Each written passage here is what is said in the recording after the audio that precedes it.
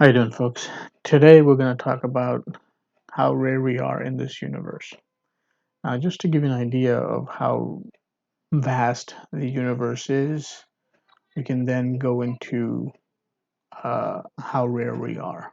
Okay, so this is our night sky uh, that we can see. If you just look into the sky at a certain point at night, the Hubble telescope. The people who run it had an idea. They decided to concentrate the Hubble's main lens to an area of the sky that looked pretty dim compared to other parts of the sky. So they chose an area roughly the size of a pinpoint if you're standing on Earth, but you can say it's a little patch in a certain part of the sky. Uh, you can kind of see the scale of it compared to the moon. So what they did was they had the telescope look at this spot for 21 days straight. And after 21 days, they discovered that this little empty or seemingly empty area of the sky actually had galaxies upon galaxies upon galaxies. So you can just imagine how massive the universe really is. And if you didn't know, and I'll tell you this right now, if you didn't know, our galaxy is a decent size. I wouldn't say it's massively huge, but it's pretty good size. Okay, so this is our Milky Way galaxy, right? Now, let's just say our solar system is this little point right here. Okay, now everything that you can see, and almost 99% of all the stars that you see, almost every object that you can see in the night sky is literally just in this little area right here. Okay, that is all of the constellations that you can think of, the great, beautiful columns of life that they call it. Looks a lot like horses flying up into the sky. The Eagle Nebula, the Cat's Eye Nebula. There's so many different kinds of nebulas out there. It's all within this little circle. That's all we can literally see. Now, some people, at a certain point, you can see this little smudge in the sky, right? It looks like a little bit of a smudge, okay? And it's very faint. It's hard to see. It's easier to see with a telescope, but when you zoom into that little thing in the smudge, that reveals the galaxy that's closest to us, the Andromeda galaxy. Okay, and that's just a smudge. Everything else that we see is within this circle right here. Okay, and if you were to peer out further, okay, you'll see that the universe is just packed with galaxies as big as ours, um, and bigger. Okay, smaller, bigger, what have you. Okay, so and all these galaxies are in different state of their lifetime. Okay, ours is in a really good time. It's not very tumultuous, and it's past its creative phase. So we're in the sweet time. If it was too early, there would be a lot of things going on, a lot of gamma rays, a lot of destruction happening around us. But we're in actually a very nice part of our galaxy where there isn't a lot of crazy things happening. So great for us, right? So that's the vastness of our universe, right? I hope I kind of helped you understand that a bit. Okay, now let's go into the rarity of human, or actually this galaxy, the possibility that it even happened, right? So picture the Earth, and all of the sands within the Earth. I mean, there's trillions and trillions and trillions of grains of sand on Earth. Now, the possibility of the cosmological constants all lining up properly for our universe to expand and grow the way that it did is literally finding one sand out of all those sands, just a single grain out of all the sand on Earth. That is the possibility. So we can break that down a bit, okay, just so you can understand. The cosmological constants are these four things right here: gravity, strong nuclear force, weak nuclear force, and electromagnetism. Now, gravity, we understand, is what attracts masses of body to each other. So, the sun has an attraction, or is holding the Earth and all the other planets by gravity. Okay, if it didn't have gravity, we wouldn't be spinning around the sun, right? So just like that, if the universe, if the setting on the universe, um, tuning, you can call it, I guess, just like you tune for radio stations, you look for different, wavelengths in your radio to find the right station. Just like that, our galaxy has certain tuned stations, you can say.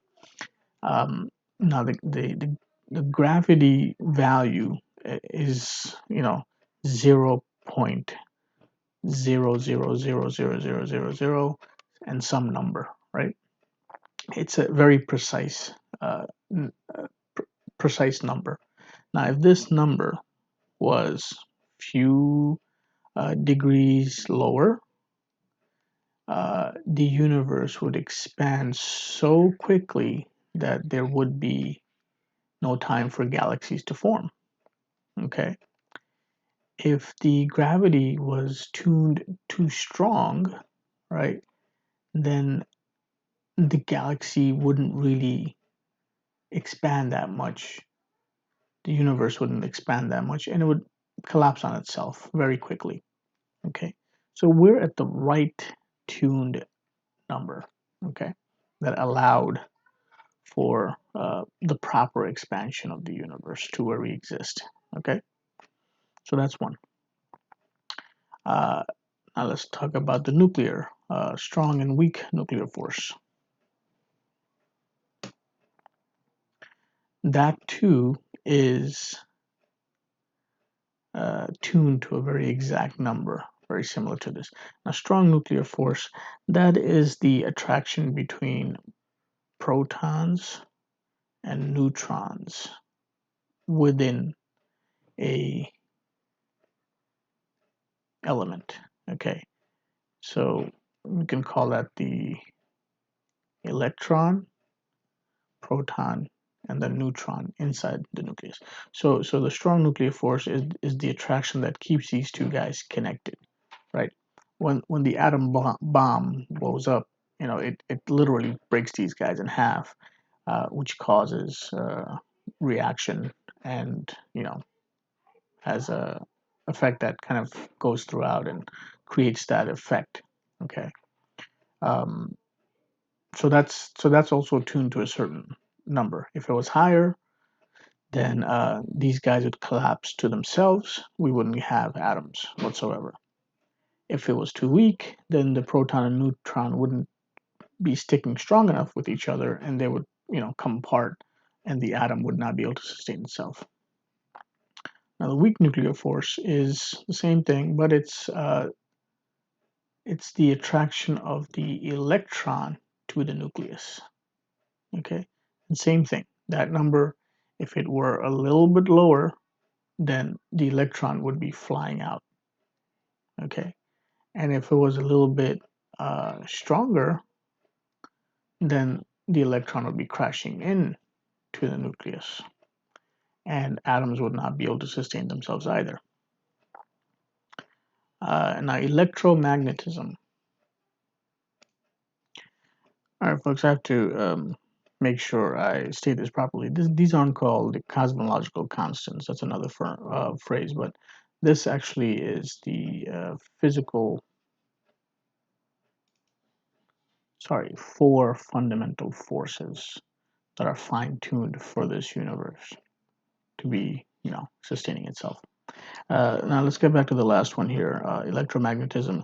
That is, it's a pretty complex concept, but it literally is the value given to the charged particles, the amount of charge a particle might have at standing and moving rate. So that's also very fine tuned. If it was higher, we wouldn't have electromagnetism wouldn't be as weak as it should be, and if it was too high, it would probably cause issues as well. So you can see these four things have lined up properly for our universe to expand and um, do what it's doing the way it is doing it. Okay, for life and galaxies and everything else to exist. Okay, so all of these four things lining up exactly is literally just the possibility of it is, you know, one out of gazillion, right? So that's one. Now, if we kind of move down um, and come closer to um, our Earth time, I guess, when it was first created, um, the fact that the Earth is there with all of the attributes that it has is also astonishingly rare. Um, Again, let's take early Earth. So, what happened when it first um, formed, right? Uh, at a certain point from the sun, it's a molten ball. It's a ball of molten lava, right?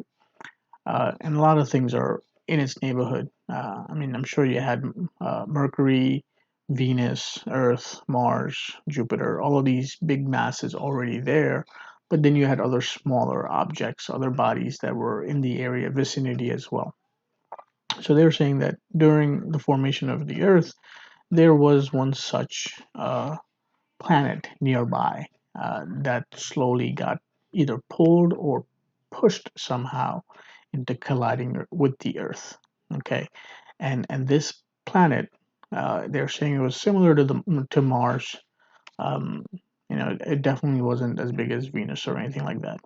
So it was a certain size planet that hit the early Earth at a certain angle, and when it hit the Earth, it didn't completely hit it dead center, where it would have either been swallowed up by the molten Earth, uh, and it wasn't so large that it would destroy the Earth.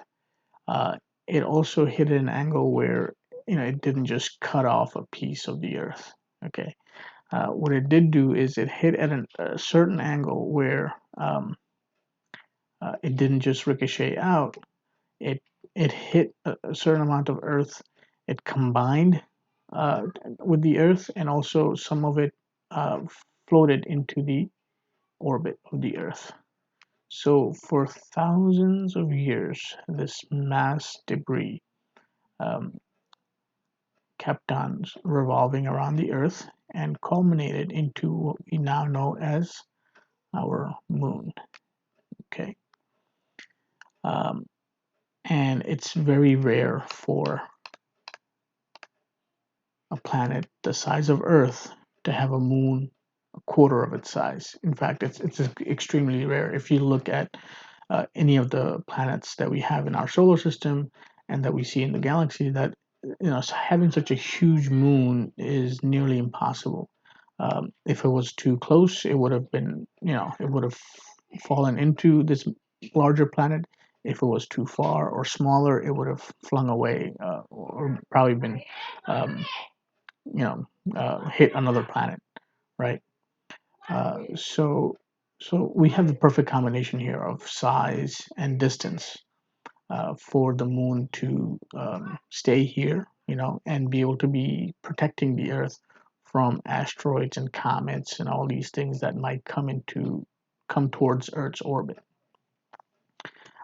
So that's a very rare possibility of it happening in the universe or in solar systems in our galaxy. They haven't seen it. They've seen planets that are very close to their sun, planets that are very far from the sun, planets that don't have moons, planets that have moons that are smaller, or not. They're definitely not larger. If it's larger, they collide, right? So this is a very rare occasion here. Now, in order for life to exist, they're saying that having a big uh, mm, planet, gas planet, within that solar system is also very important because our Jupiter acts like a vacuum cleaner. It gets rid of a lot of asteroids and comets from hitting or coming into the inner circles of the solar system. And whatever comets and asteroids make it, the moon helps to kind of absorb them as well. That's why our moon has so many craters. So not only just uh, Jupiter and Saturn. There's also Neptune. All of these are large. You also have Uranus. All four of these giant gas planets help get rid of a lot of comets and asteroids that might be floating around in our solar system. So there's also having this big planet kind of stabilizes our orbit around the solar system, around the sun as well. So, so they're saying that this combination is very rare, and we have it, right? We have it. Not to mention the fact that we have so much water on Earth, right? Um, which is also very rare. We haven't seen another planet that has liquid water at the temperature that we have it, where it's both solid and liquid and gas, right? Um, so that's also a rarity I haven't even looked into. Another thing that I don't know if you've realized, but we have this layer called ozone around the Earth, right? And it's an O3 molecule. Oxygen. There's three oxygen molecules that are stuck together and they are at a certain height from the ground, right?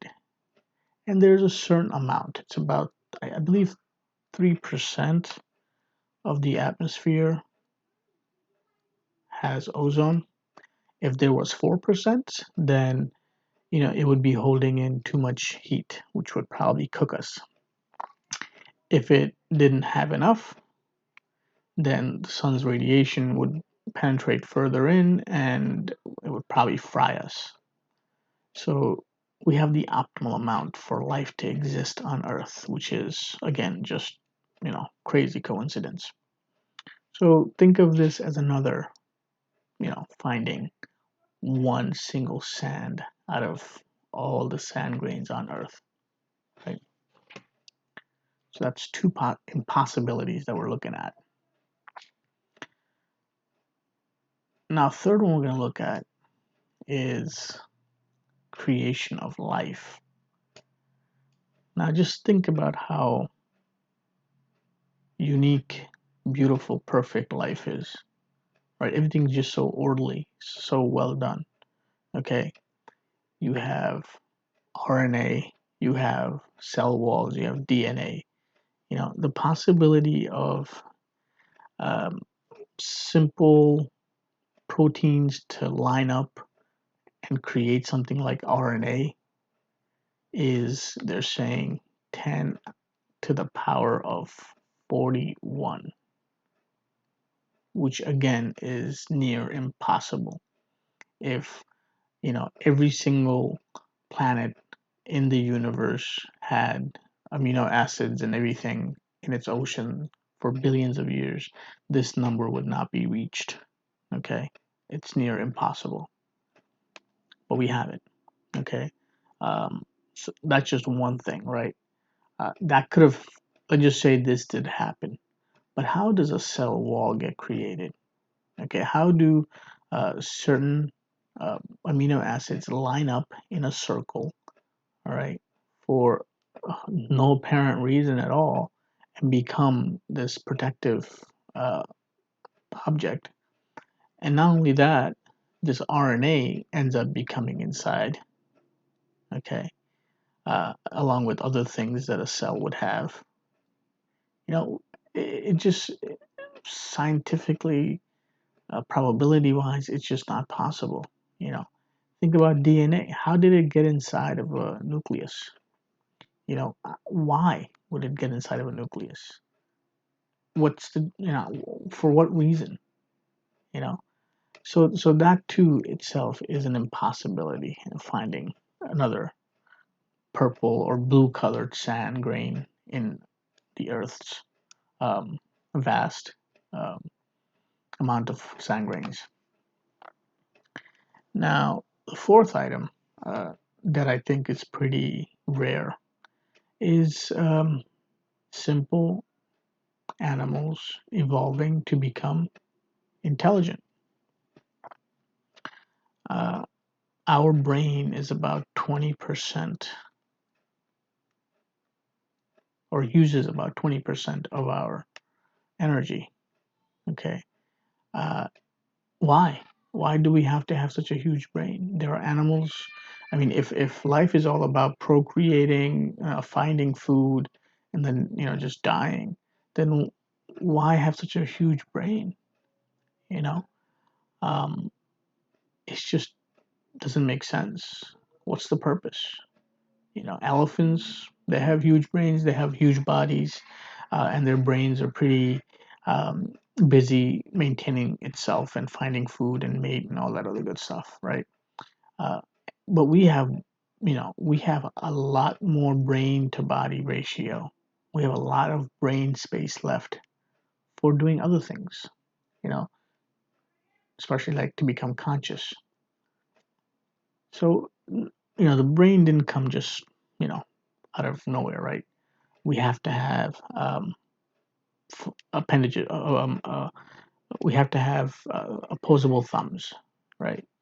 Because that helped us hunt better.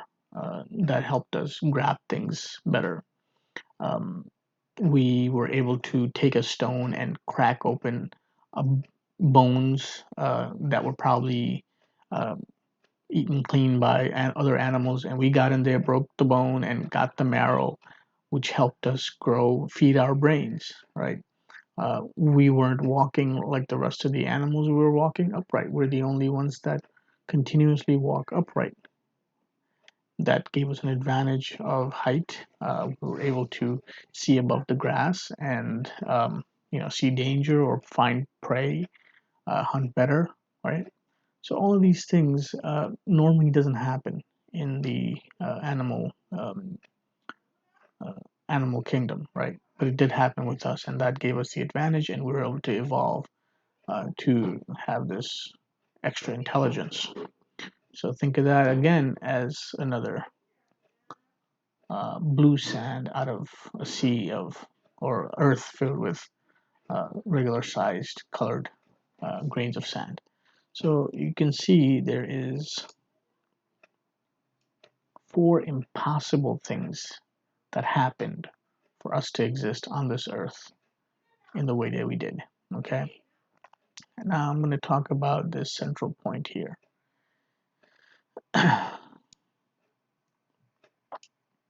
Now, light travels 186,000 miles, up, plus or minus, miles per second. Okay.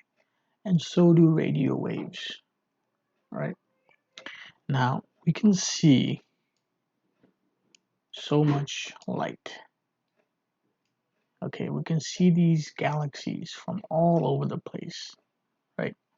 If even one of these galaxies had life and it was sending out radio waves at a certain point in its evolution, like we are, we're literally right now, our Earth is sending out radio waves in every direction continuously, okay, that will travel for eons.